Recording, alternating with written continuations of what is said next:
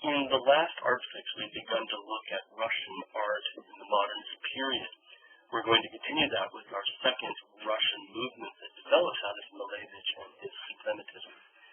Vladimir Tatlin, who you see on your left, studied under Malevich and was one of the artists who exhibited at the 010 exhibition that Malevich had staged in 1915. And his works were these sort of radical anti-sculptures, objects that were mounted to a wall that defied all of the traditions of sculptures. They're floating, quite like some of Malevich's suprematist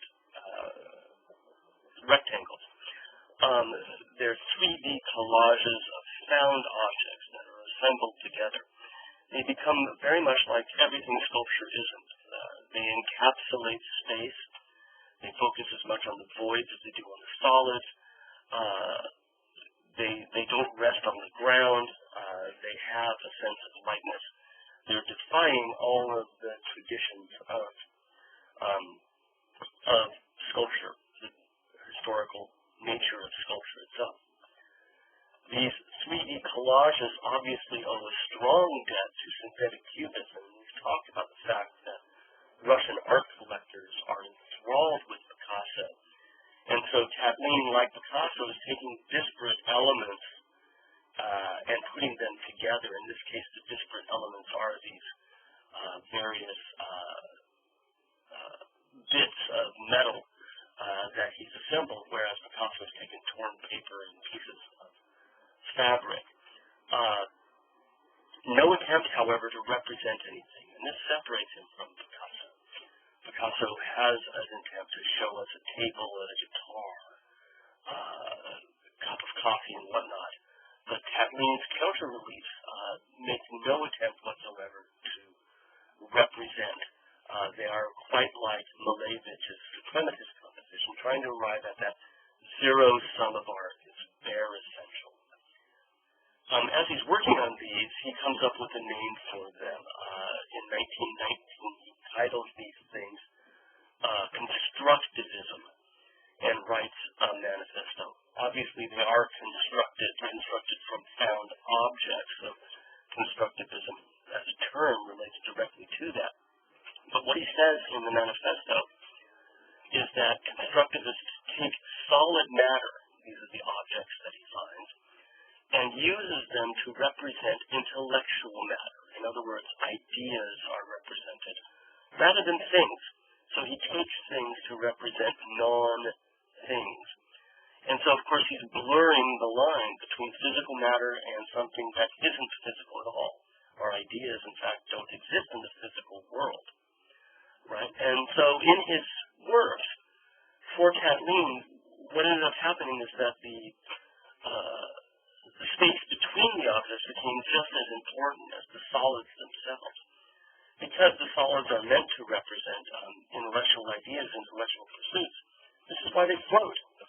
But also, the spaces between them, the spaces around them, become just as important because he's trying to represent something that isn't tangible in and of itself, and using the connections of solid objects to do this. These constructivist works also have, I think, very much in common with what's going on in Russia at the time, particularly the birth of socialism or communism with the October Revolution of 1917. This put in a new Bolshevik government. Bolshevik is simply Russian for majority government, and is really trying to move into the modern world and has felt quite dissatisfied with what capitalist society, capitalist traditions has given to them. And so if we think about Tatlin's work, there are things that have been cast away. They're the junk of capitalist society, the discarded bits, but now being reused. Junk becomes art. This can be seen as a metaphor for the October Revolution, where was thrown off the burden of capitalism and are now moving into a new utopian realm. And this utopianism is strong both in constructivism and in suprematism. A better future can be made from the remnants of capitalism. And that's exactly what these sculptures seem to be about. Tatlin's most famous work was never really carried out. It was a monument for the third anniversary of the Communist Revolution. It was a working model for a 1,300-foot building that was only ever constructed in the maquette or model stage. And for some perspective, the Eiffel Tower was 1,000 feet tall. So the monument to the Third International, to the third anniversary of the Russian Revolution, would have been a third again as tall as the Eiffel Tower. Obviously something that large was never built. But in many ways, the connection to the Eiffel Tower is a strong one, because Gustav Eiffel intended the Eiffel Tower to show the potential of industry for the future. It was meant to be, a temporary structure, but the thing was never ever taken down. But as a monument to the potential of industrial capitalism for the future, Tatlin's monument is meant to show the potential of new socialism for the future. And again, it's intended to be weightless and industrial at the same time, material and spiritual at the same time, solid matter as a representation of intellectual matter. Here's one of the conceptual drawings for the monument. You can see it includes a cityscape around the base to give you a sense of scale. What we have in it is a steel-framed double helix, right, wrapping around and coming to the top. These contained ramps that people could travel up to climb their way to the very top. Again, a metaphor for the ascent of the intellect. Inside this double helix were various geometric forms, which you can see here now in the drawing. There's a half dome here. There's a cylinder here, a pyramid form here, and a cube down below. All of these were made with steel and glass, and originally they were intended to turn inside the structure, driven by motors, and each had a purpose. The cube at the bottom was to be a lecture hall, and would rotate one time every year. The pyramid above it was executive offices, and it would rotate one time every month. The cylinder above that was an information center, broadcasting information via loudspeaker, radio, and telegraph, and it would rotate one time every day. And then the half sphere, the hemisphere at the top, housed radio equipment and projected messages onto the clouds, and it would rotate once every hour. It's quite an ambitious project. And these steel and glass structures were meant to be that marriage of intellectual matter on the one hand and physical matter on the other. But of course, something that ambitious was never built, and I probably never really thought it would be in the first place.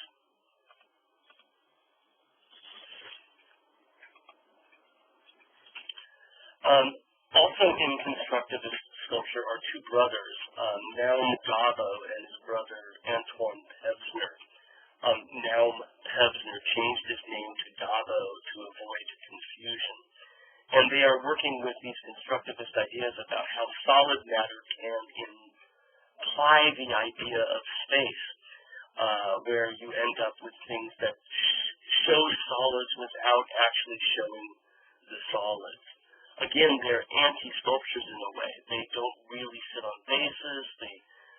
They don't really focus on the outer skin of the form, but simply imply that form. Because again, material for the constructivists, material is meant to imply intellectual matter, things that don't really exist. And you'll notice that Naum Gabo's work is placed in a corner, like Tatlin's corner construction. Everything is space. None of the solids here actually define the surface skin of the head. This is true for these acetate or celluloid pieces of Pevsner's work as well. None of them actually seem to define the external surface, but rather imply that without giving us a solid mass. Gabo moved to England during World War II and then to the United States by the 1940s. And his later works in the 40s continue to break down the traditional definition of sculpture as a solid matter, but instead is a series of solids that are simply implied, where his works are more space than they are solid. If we look at these works, you can see that the materials themselves are translucent. This plastic nylon thread that helps break down any solidity the work might have even further. It's interesting that this is not junk anymore. This is modern and synthetic. Industry turned into art.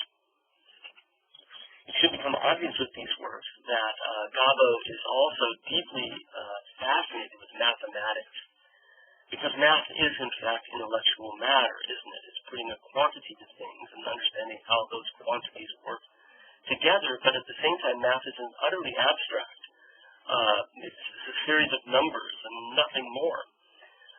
And so Gabo, I think, here is very much following Tatlin's manifesto in trying to make intellectual matter into solid matter.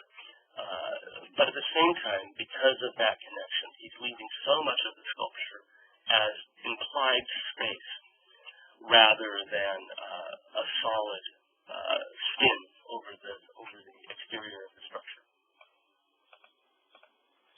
Whereas Gabo wound up in America, Pesner moved to France after Russia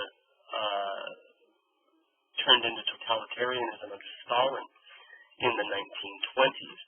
And this work that you see on the left was made after World War II and was the working model for a much larger memorial to peace, post-war peace in Europe. And it's made very similar to Naum Gabo's work by a series of lines that fuse together to make the form. In the case of Pesner, what he's done is he's fused bundles of brass rods, used those as the basis for a cast that he then made in bronze. For the futurists, these diagonals that we see here very strongly were considered to be lines of force, and Pesner has borrowed these ideas. He sees the diagonals here as symbols of progress. The diagonals come together at a core and then branch out away from that core. He sees this as a symbol for how Europeans, began by diverging, then come back together, and are now going to spread out the message of peace to different reaches of the world. So again, using quasi-futurist ideas, but in a very different way to show intellectual